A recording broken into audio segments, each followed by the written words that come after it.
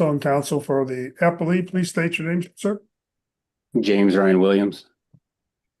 Okay, thank you, counsel. Then, at this time, Ms. Springer, on behalf of the defendant, you may begin your oral argument. Thank you.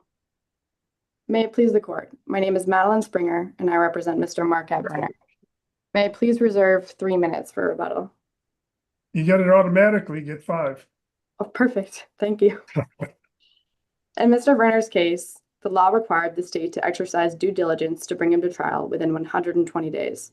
The law required the court to make an independent determination of his fitness, and the law required his 12-year sentence to reflect a balance between retribution and rehabilitation. But none of that happened. Today I'll address each of those 3 errors in that order, but welcome any questions the court may have. In DNA cases, there are things that are outside of the state's control. They're at the mercy of science and technology, but one thing that is entirely within their control is making sure that it gets the lab the materials it needs to complete testing as soon as it can. And that's exactly what the state didn't do here. This case isn't about a lab delay. It's about the state's inaction. Under the Speedy Trial Act, the court can grant the state additional time beyond the 120-day speedy trial period to get results from DNA testing, but only if the state shows that it exercised due diligence on the record and that it still wasn't able to get results in time. Due diligence looks to what a reasonable prosecutor who's actually trying to get results within that 120-day period would do. And the burden is on the state to make that showing on the record, but it didn't. And so the trial court abused its discretion when it granted the extension, and 2 critical delays here show why.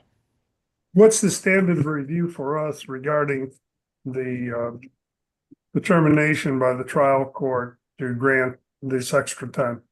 It's an abuse of discretion. So that means that we have to conclude that the trial court's decision was unreasonable, essentially that no reasonable person would have adopted the view taken by the trial court? Yes, Your Honor. Also, with regard to this, I notice in your brief,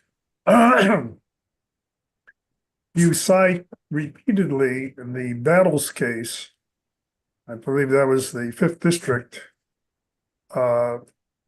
suggesting that this is something we ought to follow, where the Battles case and the 3rd District case that followed it said there is a delineated series of steps that a prosecutor must take. But in your briefs, you don't point out that this court in People v. Colson that you cite, but you don't mention that we specifically rejected this analysis in Battles. And the quote here from Colson: "We declined to follow the 5th District's holding in Battles to the extent that it imposes a delineated series of steps that a prosecutor must go through before getting continuance for DNA testing. We choose to stick with the established rule, also stated in Battles, that due diligence is to be determined on a case-by-case basis." So to agree with your argument, are we going to have to overrule what we said in Colson and adopt the Battles analysis? No, Your Honor. It is a case-by-case basis. When we look at it, we still see that the state did not act reasonably as is required under Colson. It's actually our position that Colson is supportive here. It demonstrates that what happened here was not due diligence. Because first, the state waited 38 days, which is 5.5 weeks after Mr. Verner was taken into custody, before sending swabs from the firearm to the lab. And the only reason that it would do that would be to make sure that it had DNA on the firearm to try to connect it to Mr. Verner's DNA. But then that second and even worse delay is that it waited 95 days, which is 13.5 weeks, before it even asked Mr. Verner for a DNA sample. There was no reasonable reason for it to wait over 3/4 of that speedy trial term before it even asked for one of the basic materials it needed to complete testing. That is not due diligence, that's inaction. And in Colson, the state provided all of the materials, all the evidence that the lab needed to complete testing within about 6 weeks. And even then, this court stated that the state could have perhaps done better. Here, the court waited twice that time, 13 and a half weeks, before it even requested, again, the basic materials it would need to complete testing. All of this was known to the trial court and argued to the trial court, was it not? It was. So where did the trial court go wrong, in your opinion, in its assessment that the state's delay was appropriate? Because the court has to find that the state exercised due diligence. What a reasonable prosecutor intent on completing testing, they would not wait 13 and a half weeks to even request Mr. Verner's DNA sample. A reasonable prosecutor knows that there's going to be delays, that the lab, again, takes time, that they're at the mercy of science and technology.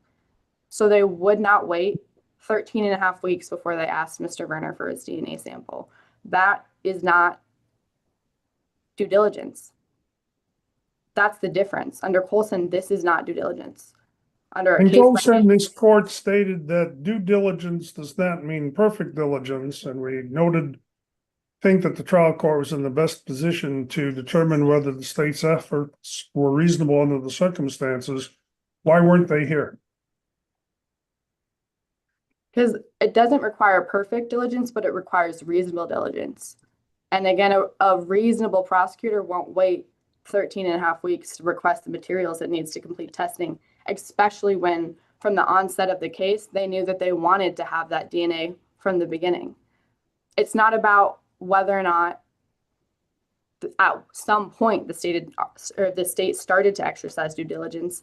They needed to exercise it throughout the entire time.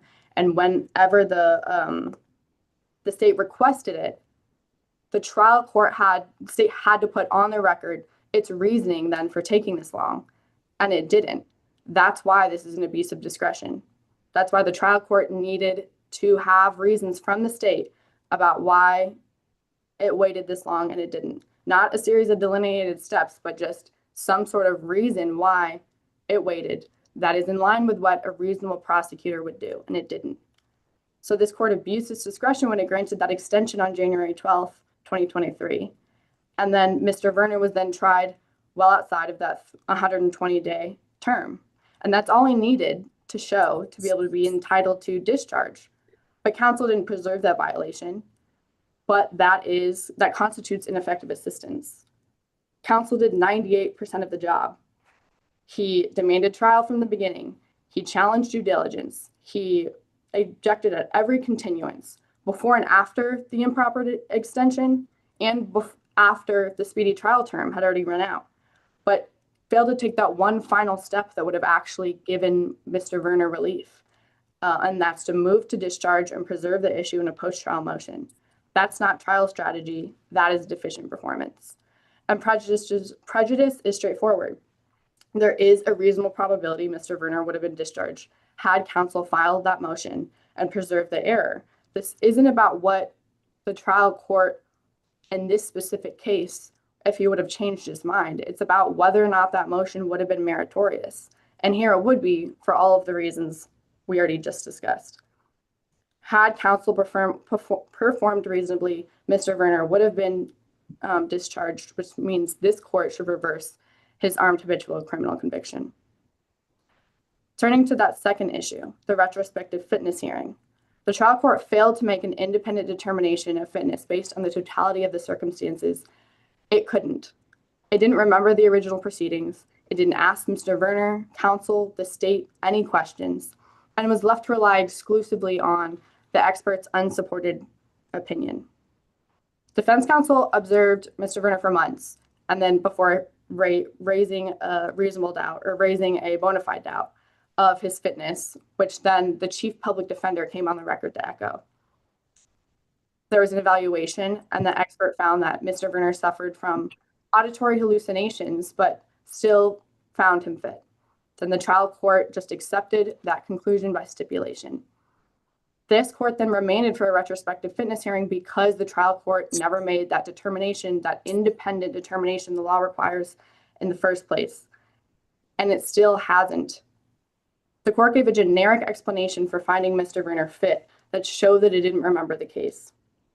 I referenced a plea that never happened, but there were 2 entire trials that the court obviously didn't remember. And even after being corrected, it then said that fitness occurred at sentencing. That was still wrong. It occurred well before both trials, and no one corrected it that second time. And that matters because it shows that the court didn't remember Mr. Verner's behavior before trial, which is the very behavior that led to that bona fide doubt in the first place, behavior that the court personally observed. Behavior like Mr. Verner wearing a protective smock his entire time in custody and at every single court hearing.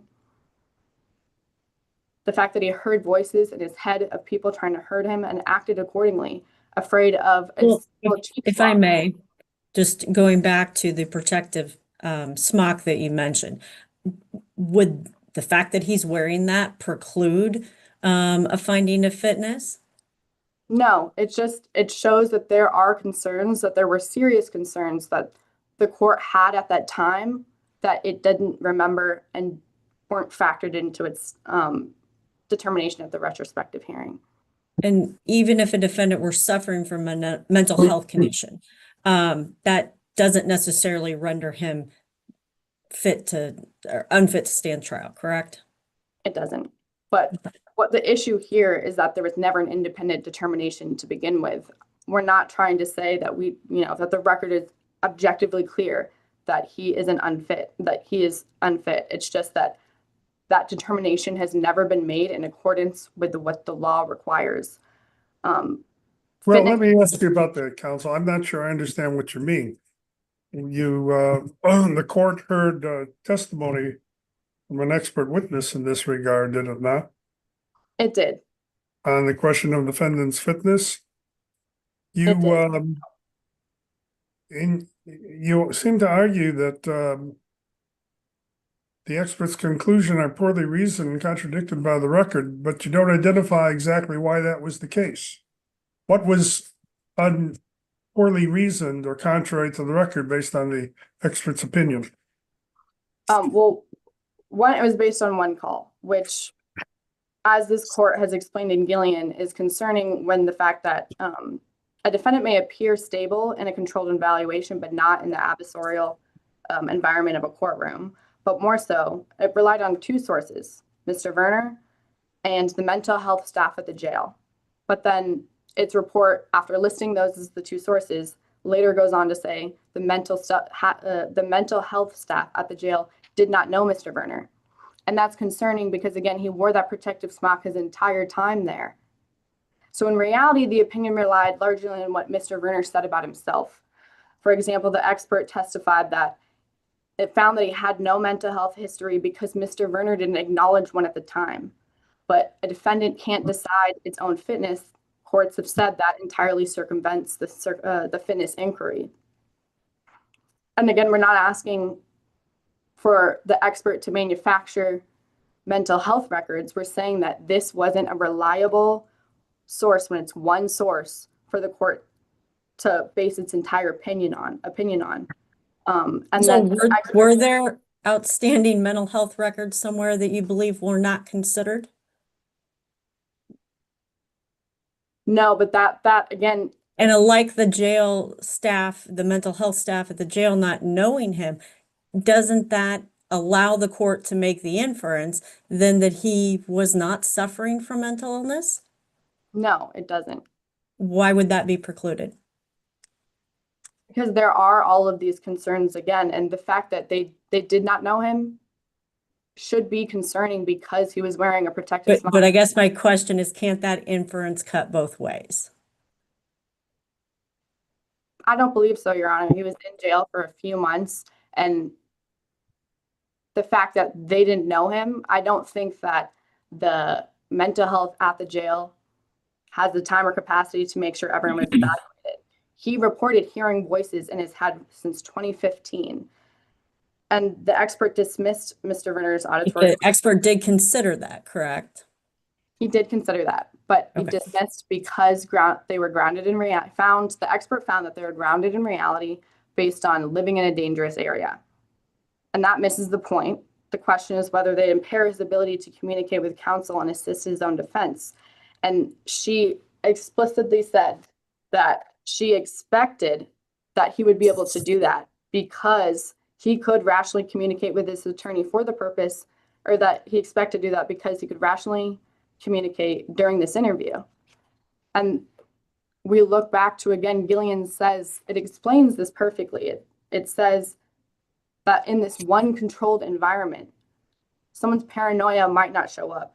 And that's the problem. Fitness can't be delegated to the expert. It has to be determined by the court, and only the court, because it has to be based on the totality of the circumstances. And that's because You keep making that point, but it's almost as if you're arguing the court is supposed to decide this based upon observing the defendant. Isn't the court supposed to be deciding this based upon the evidence presented at the hearing? no, it is on the court. The court needs to consider the record, to consider its own personal observations. And again, to ask, if it doesn't remember, it could have asked defense counsel, Mr. Verner, the state, anyone who was there.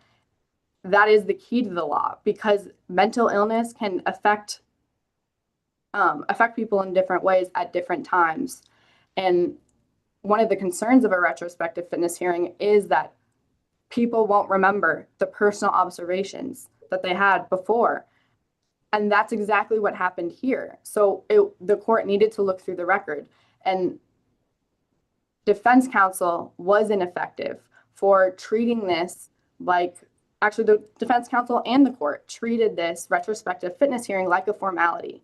The court said they were there to simply clean up a fitness issue. And defense counsel said, Mr. Verner is really more concerned with getting back to an appeal.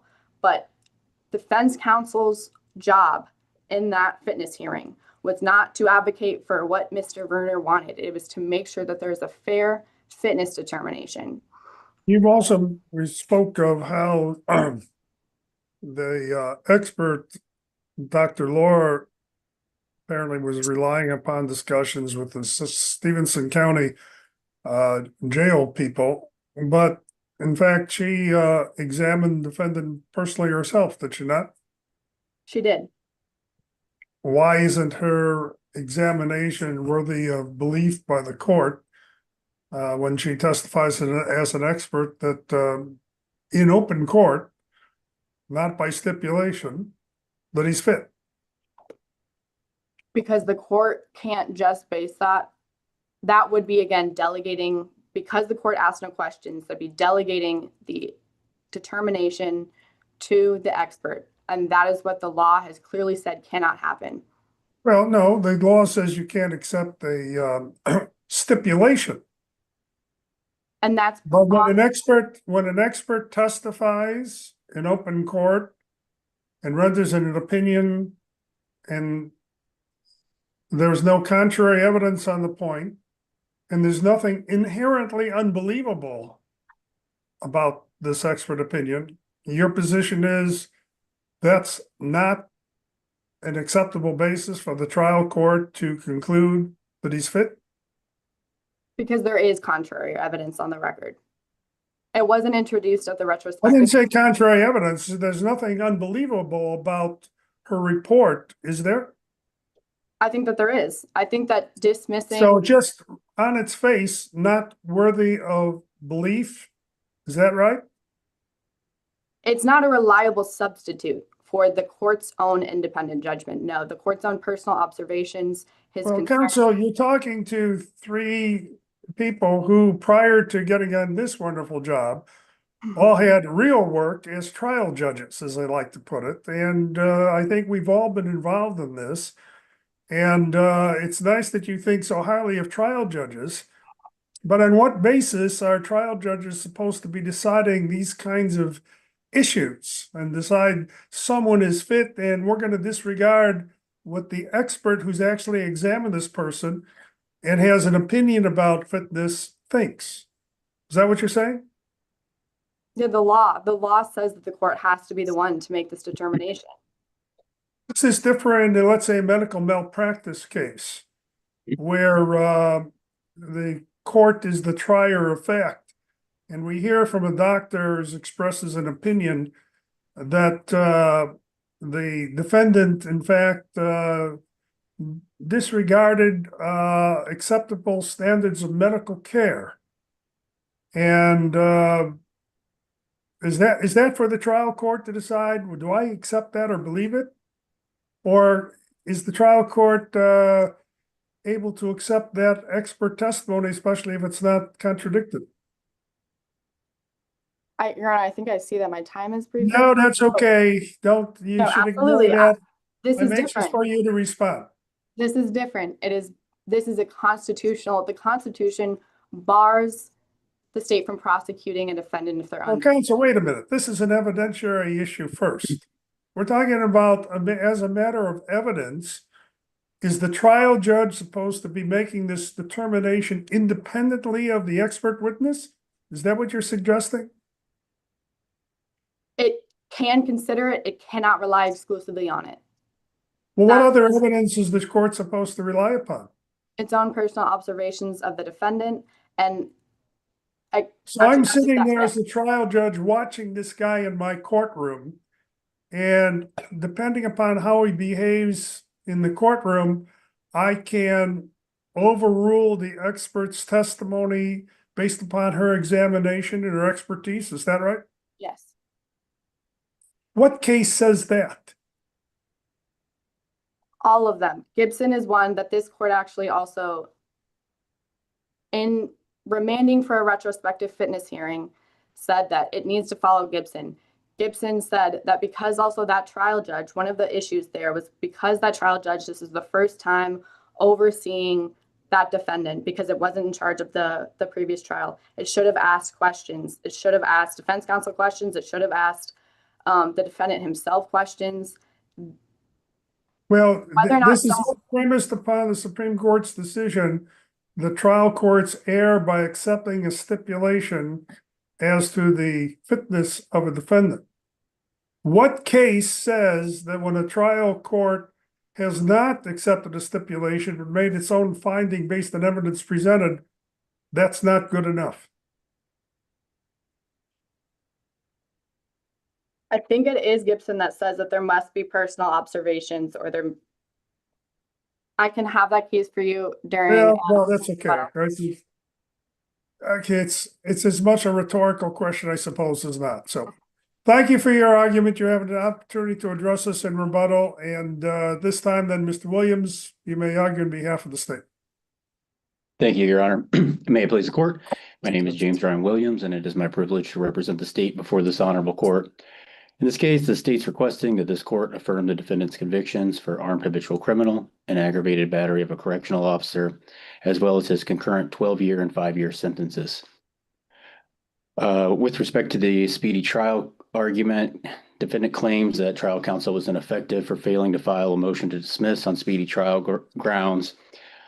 As an initial matter, contrary to what was briefed and what counsel just said, defense counsel in this case did not answer ready from the very onset of this case.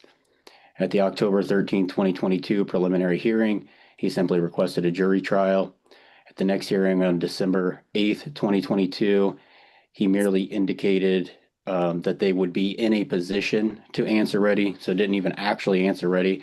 Of course, even if he did, quote, answer ready, that is not enough to be a speedy trial demand.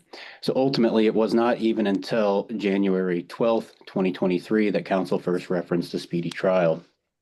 Now, regarding the due diligence issue, contrary to the defendant's claim, the state did exercise due diligence in obtaining the DNA test results in this case. Defendant initially complains about the 1-month delay between the assistant state's attorney requesting analysis and the gun actually being swabbed. However, counsel did not complain of this delay in court or argue that it was excessive and thereby deprive the state of any opportunity to provide a reason on the record, and they've therefore forfeited that issue. Defendant also complains that the state did not request his DNA until approximately 2 months after the gun swab. However, that is because the lab had to see if there was even DNA, if there was even a DNA profile on the gun, and it was represented that that could take up to 4 months, and here it only took 2. And in fact, the timeline here is actually very similar to the case discussed earlier, People versus Colson, where this court found that the state exercised due diligence in obtaining the DNA test results. And although the delay here was approximately a month longer, it included additional steps such as identifying whether there was a sample that was suitable. And then, of course, the 2 week delay occasioned by the defendant's refusal to provide his DNA.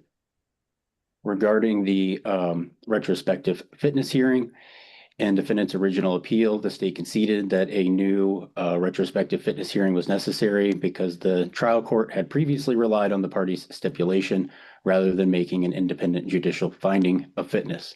Now on appeal, defendant complains that the trial court's factual finding was just a rubber stamp of the expert's opinion. However, the trial court here. So if I can interrupt you there, because I think we do need to clarify a little bit what appellate counsel is arguing.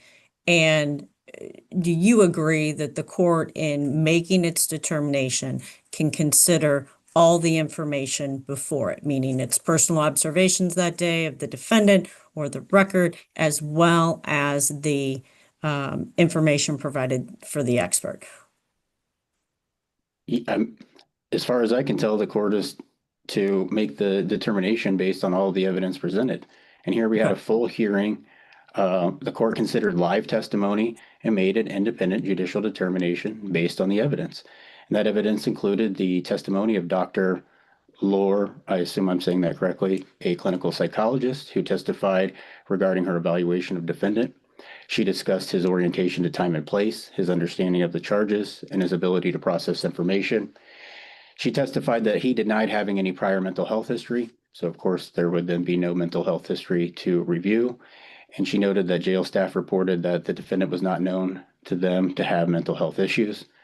And she explained that the self-reported auditory hallucinations were perhaps rooted in the realities of living in a dangerous community, and they were not a legally incapacitating break from reality.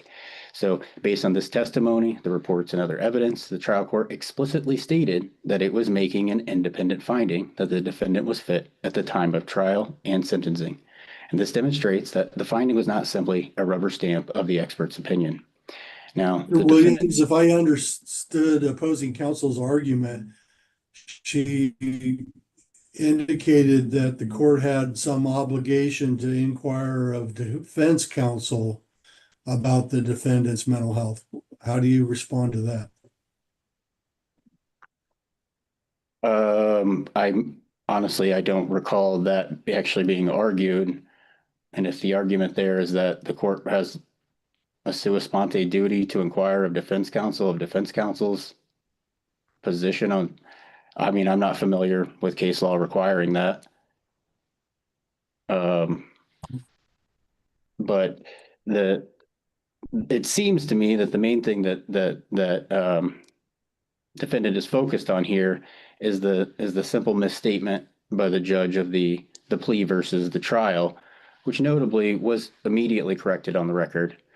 So ultimately, it's the state's position that the trial court conducted a proper retrospective fitness hearing here, heard uncontradicted live testimony, and made a independent judicial determination of fitness that was not against the manifest weight of the evidence. Counsel also mentioned that part of her challenge to this is that the court mentioned that fitness was brought up at the sentencing, and she suggests no, this was an issue throughout the case. How do you address that point?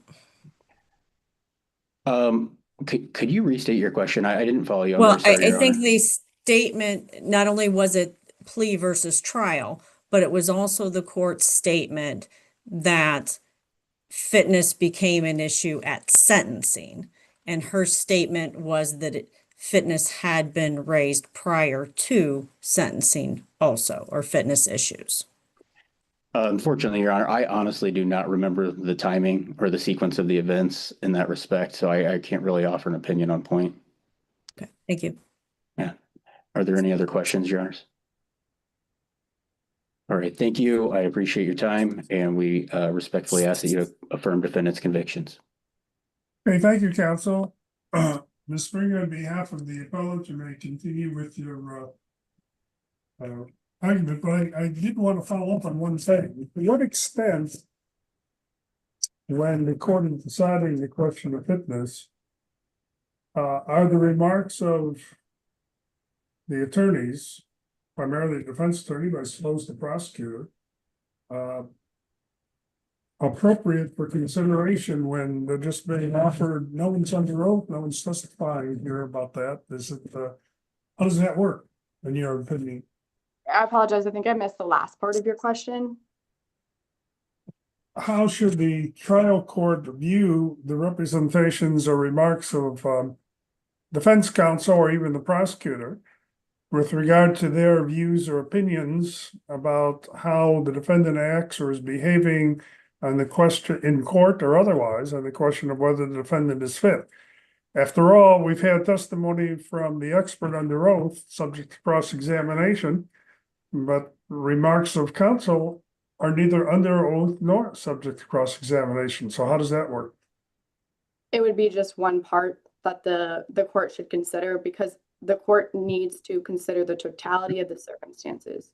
So not just one interview call, not just the state's attorney's assertion about what happened. It needs to consider everything it can about his fitness, because it is a constitutional issue. Well, what's interesting about it is I can't think of any other instance, and maybe my distinguished colleagues will be able to, where the court is called upon to make a finding of fact based upon matters, it's not testimony under oath or subject to cross-examination, just representations by lawyers. Can you think of any, counsel? The only thing I can think of is Ben Krankle, the Krankle inquiry, talking to defense counsel. But to focus, I want to highlight a few points on rebuttal. To be clear, when we're talking about the fitness issue, it's the fact that these multiple things come into play, that he didn't remember, that he didn't ask questions, and that this particular expert. When you talk about him not remembering, your support for that assertion is the confusion between plea and trial, correct? Correct, but and that was immediately corrected on the record. Correct, and then the court kept misstating the facts. Sorry, I apologize, Verner. And the next statement being with regards to the sentencing? Yes, that they stipulated to fitness at sentencing. Okay, and as far as the stipulation to fitness, that occurred when? Well before both, on April 19th. Well before both trials. But does that establish, I guess, even the court misstating that fact, I guess my question is, how does that necessarily establish that this court had no independent recollection whatsoever about the underlying basis of the defendant's behavior? Because if it's a misstatement of timing. Because even where the courts have assessed that even the fact that they're making an independent determination has to be clear from the record. If it's not clear from the record, they still could have stated he did, though. That's one conclusion. It has to. So one of the cases in Contro, the trial court may have made an independent determination of fitness, but that record did not affirmatively show that. His conclusion that he made this statement when also he's saying that they're just there to clean up this fitness issue. Again, Mr. Verner has never had an actual independent determination by the court that the law requires. The court accepted by stipulation. Part of your argument as to that, doesn't that really go to the weight you believe the court should have given this witness because of what you deem to be the challenges to the sources she based her opinion upon? It would be to the weight, but that was the only source of information the court had. Because it didn't remember and because nobody else spoke about it, that's the only source. But I guess that's what I'm asking you. What else in the record, other than this reference to the timing of when fitness was stipulated to, suggests the court had no recollection whatsoever of the defendant behaviors occurring previously? it goes to the fact that the record has to show. If it's missing, that matters. The court has But said. I guess I'm not making the connection, you are, counsel, and that's where I'd like you to help me understand that is the mere fact the court, if I take you at your word, misstated when the stipulation occurred. I don't know that that is a guaranteed inference that the court has no recollection of this defendant. And that's what I would like you to help me draw those two dots so that I can say this record doesn't support the court's independent finding. Your Honor, it said it thought this fitness arose at sentencing, but because it arose, and the fact that it didn't remember that there were 2 trials, and then it thought fitness arose at sentencing. But couldn't that statement have just been him misspeaking? For the second time, and then again, the record is absent of any facts that he never once gave a fact or offered anything about what happened in the original proceedings. Only this conclusory statement that this is what the expert found. So because the laws required the record to show that there was an independent determination, not that there could have been, that's what matters. Counsel, your time is up, and I want to ask you about the sentencing question because the defendant was convicted of being an armed habitual criminal. And I want to make sure I understand, are you arguing to this court that in part the reason that the trial court imposed in your view, an excessive sentence is because the defendant used his weapon arguably for self-defense? I'm sorry, can you restate the question really quickly? Yes, well, you seem to be arguing that the defendant's sentence was excessive in part because of a claim that he used the weapon in self-defense. Do I understand that correctly? Yes, Your Honor. The record shows that he was using the weapon in self-defense. And the record also shows that the court considered the fact that he shot the weapon towards people in aggravation. But if you consider those facts an aggravation, it should have to consider the context that he was firing that gun in self-defense. Someone shot him first. Because that's a mandatorily required statutory. No, he's not permitted to possess a weapon in the first place. He can't have the gun that he is arguably using in self-defense. It doesn't matter, does it? He just can't have a gun, and it's an aggravating factor that the gun he's not legally to possess, he fired.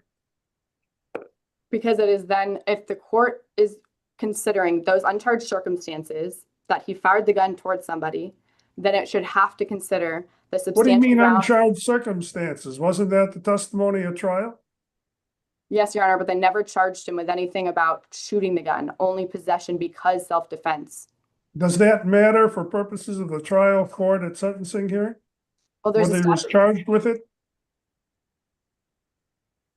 The court can consider it, but then it also has to consider the substantial grounds that tend to justify that conduct. Why? Because it's listed as a statutorily required mitigating factor. So the criminal is not permitted to possess a gun, is permitted to use the gun he's not entitled to possess in self-defense, and that's mitigating? It is when you consider the grounds, yes. That is a required mitigating factor. Thank you for your argument, counsel. Your time is up. The court will take this matter under advisement and render decision in due course. We stand in recess.